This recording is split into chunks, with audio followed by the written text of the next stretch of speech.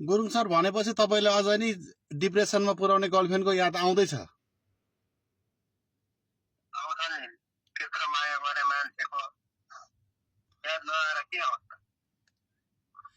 अनि केही गरी बाइचान्स भेटायो भने अझै बोल्ने हो एकचोटि?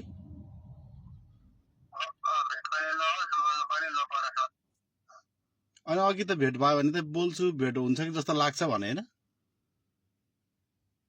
भेट हुन्छ कि देख्छ कि जस्तो पो लाग्छ भनेको त। ए फेरि पुरानो घाउलाई बितिसकेको घाउलाई बजाउनु छैन नि हौ मलाई। भनेपछि अब भेट्यो भने नि बोल्नुहुन्न?